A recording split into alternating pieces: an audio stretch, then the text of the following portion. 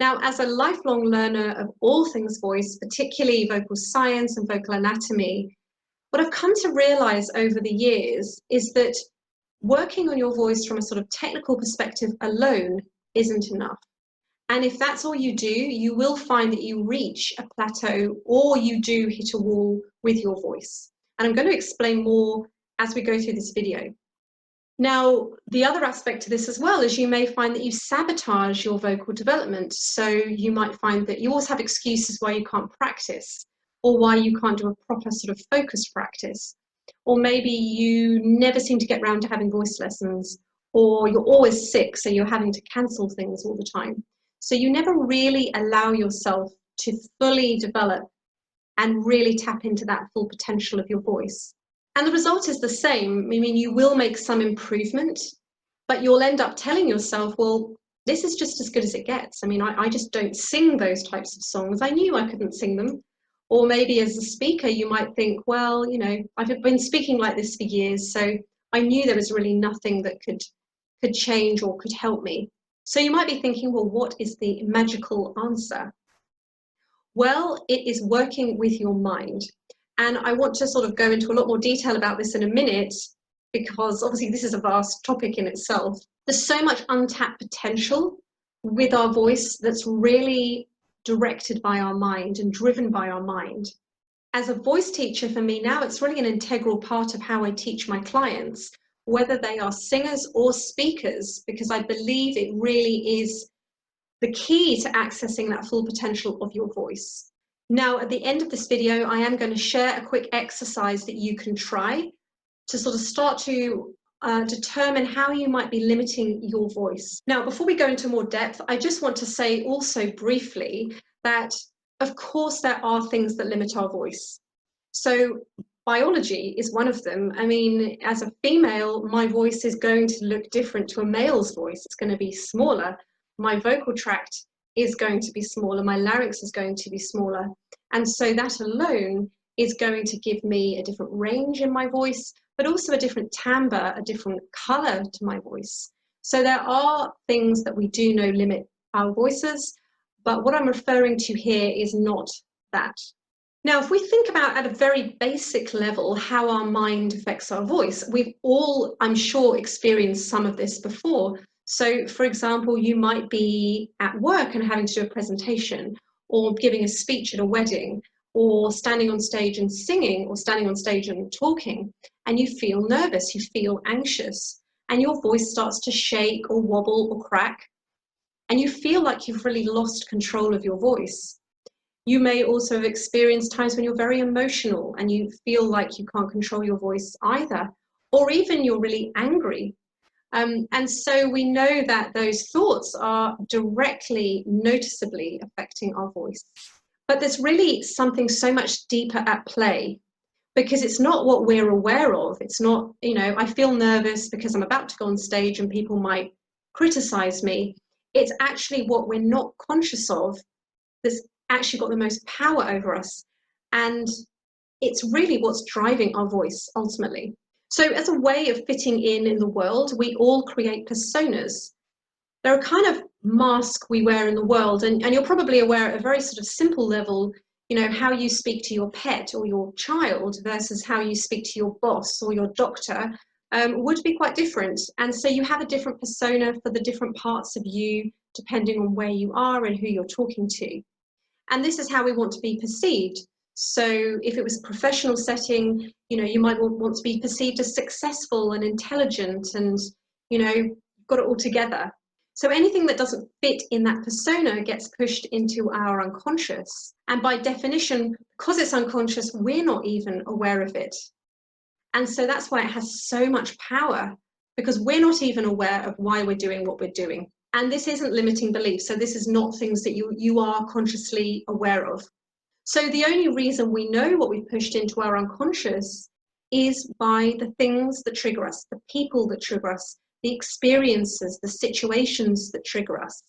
And it could be any kind of trigger. It could be, you know, you feel angry. It could be you feel sad. It could be you even feel really ecstatic and happy, but any kind of emotional trigger. And we really believe we're seeing it in those people all those situations, but really we're just seeing our own mind.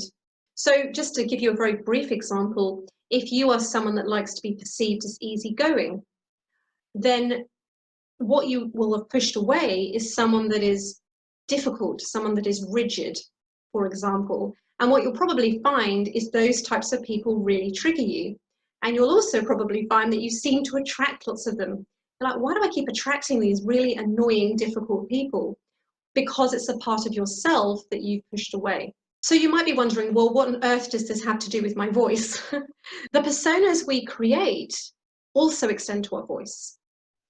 And as an example of many years of working with female singers, there's been a common theme that they have a sort of gentle, sweet nature to them. And so their voice kind of corresponds to that. They have a sort of gentle, sweet, warm, toned voice. And this is part of their persona. Now, there's nothing wrong with this at all if it's something that you're choosing versus something that you are using to kind of protect yourself. So they come for lessons because, say, for example, they want to learn some sort of belty musical theatre numbers or some big power ballads that require a bigger voice. Now, obviously, working technically with their voice, we do make progress. And assuming that they do their practice, they will, of course, their voice will, of course, develop. But I always notice resistance. And it can be in the lessons, there'll be that sort of resistance to going into that bigger sound, that more belty, powerful, aggressive sound that they really, really resist. And actually, indeed, a client once said to me, you know, it feels weird to have this big voice, like who wants to listen to me sing? And so she found it very, very hard to commit to practicing. And she always had excuses as to why she hadn't practiced, and was very uncomfortable when I was really trying to encourage her to build this more powerful voice, even though on some level that's what she wanted. But because of this sort of persona and what she was pushing away, but that she wasn't conscious of, she was actually very uncomfortable going towards that bigger, more powerful voice. So all the technique in the world would still limit her.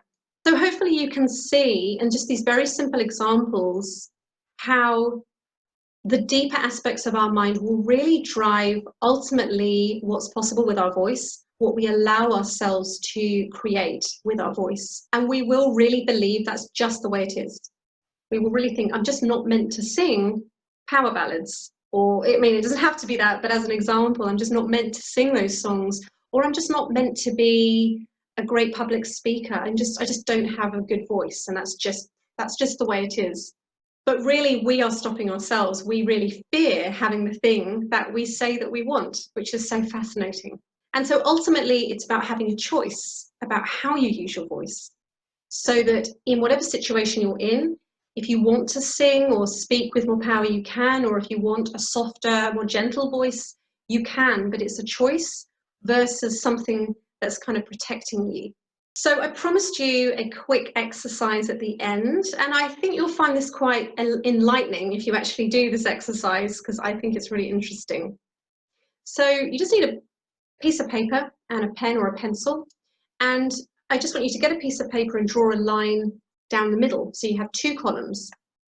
And on the left-hand column, I want you to write about 5 or 6 words that would describe your voice, or certainly how you perceive your voice to be. So it could be gentle, soft, weak, girly, breathy. There's no right or wrong, just whatever you perceive your voice to be. So on the other side, on the right-hand column, I want you to write the opposite to those words. So for example, it could be loud, it could be powerful, aggressive, hard, strong. There's no right or wrong here. It's really an exercise that you do by yourself, for yourself. And try not to overthink it too much. Try not to get the perfect word and go and look them up in a dictionary. Just whatever comes to your mind. Now, the right-hand column that you listed is pointing to what you're pushing away in terms of your voice. And so you can ask yourself, so if you had, for example, loud on the right-hand column, You could ask yourself, how does me avoiding having a loud voice limit me in creating the voice that I really want? And notice the kinds of people that trigger you. Are they loud? For example, using that example, are they loud people? And you'll find that most likely the people that annoy you the most, that really get under your skin, probably fall into that side of the paper. So the first step really, once you've kind of got this clearer picture and you've written it out on a piece of paper, is then to start to let go of the judgment that you have around people that have those qualities or those descriptors that you've put in the right-hand column. So if you get triggered by loud people, start to let go of that judgment around people being loud and why that's so bad. And really question, why is it so bad? Like, what's so bad about being loud or quiet? I mean, it could be the opposite. You could have a big voice and be triggered by people that are really quiet and shy. So, and then you want to ask yourself, how does this limit me? How does this limit me really allowing myself to create the voice of my dreams? Because how we judge others is really how we judge ourselves. So it's a really great exercise in self-compassion, and then obviously compassion for others. But also it's going to really start to release something and allow you to really build that voice that you truly want. So I hope this has been really interesting and enlightening for you. And if you have any questions or comments, please post them below. But if not, I will see you on my next video.